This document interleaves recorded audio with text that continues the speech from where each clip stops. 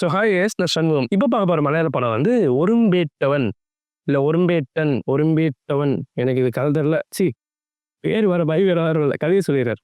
So கதையை பொறுத்தவரை 2 kilo bolt வச்சுக்கோங்க, சரிங்களா? அப்படியே மைண்டில் சும்மா ஓரமாக வச்சுக்கோங்க. இந்த சைடு பார்த்தீங்கன்னா ஒரு அழகான ஃபேமிலி. ஒரு அண்ணன் ஒரு அண்ணன் ஒரு தம்பி. அண்ணன் வந்து 1 kilo bolt, 2 kilo bolt 1 kilo bolt வந்து அண்ணன். அவனுக்கு ஒரு தம்பி, ஒரு ஒய்ஃபு, ஒரு பெண் குழந்தை, சரிங்களா? ஸோ இந்த மாதிரி சந்தோஷமான குடும்பமாக இருக்கப்போ கடன் பிரச்சனைக்காரன் அண்ணனும் ஒய்ஃபோ தம்பியும் ஒய்ஃபோ சூசைட் பண்ணி இறந்துக்குவாங்க. பொண்ணை வந்து அண்ணா நீ பார்த்துக்கண்ணா, நல்லபடியாக பார்த்துக்கண்ணா, என் வீட்டுக்கு சொத்தெல்லாம் கடனில் போச்சு, நான் ஆஃபீஸில் கடன் வாங்கினேன் அதுவும் போச்சு. ஸோ அதனால் வந்து ஆஃபீஸ் தனியாக பணத்தை கையாள பண்ணியிருந்தேன், அதில் மாட்டிக்குவேன், அதனால் இப்போ அமௌண்ட் தாங்க முடியாது, நான் சூசைட் பண்ணிக்குவான். ஸோ இந்த பொண்ணு வாழ்க்கைக்காக பொண்ணை மட்டும் பத்திரம் அண்ணன் கொடுத்துருவான்.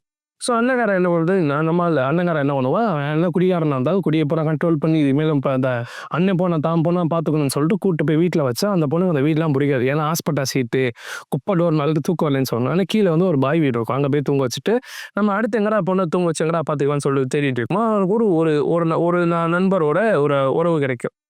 அந்த நண்பர் வடக்க. ஓகே. ஸோ அவன் கூட ஒரு உறவு கிடைக்கும். ஸோ என்ன பண்ணுவான், அவன் என்ன சொல்லுவான்னா, நான் வெளியூரில் தான் இருக்கேன், என் ஃப்ரெண்ட்ஸோட வெளியே தங்கியிருக்கேன், இந்த வீடு சும்மா தான் இருக்குது, நீங்கள் வரப்போனால் என் பொருளை மட்டும் வச்சுட்டு நீங்கள் எடுத்துட்டீங்க. அவன் என்ன ஒரு டீலிங் இருக்கும்.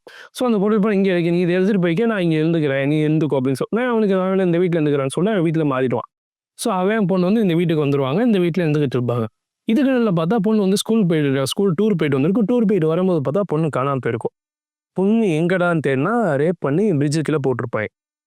இந்த கிலோ போட்டுக்கு கிடைக்கிற பகை இருக்கா, அந்த பகையை மனசில் வச்சுக்கோங்க. அந்த பொண்ணுக்கு என்ன ஆச்சு, அதில் இந்த கிலோ போட்டோட ரோல் என்ன, அந்த பொண்ணுக்கு என்ன பண்ணாங்க, யார் என்ன பண்ணா, அது எப்படி நம்மளால் கண்டுபிடிச்சி ரியாக்ட் பண்ணாருங்கிற மாதிரி மீதி இருக்க கதை போகும். It's an average movie.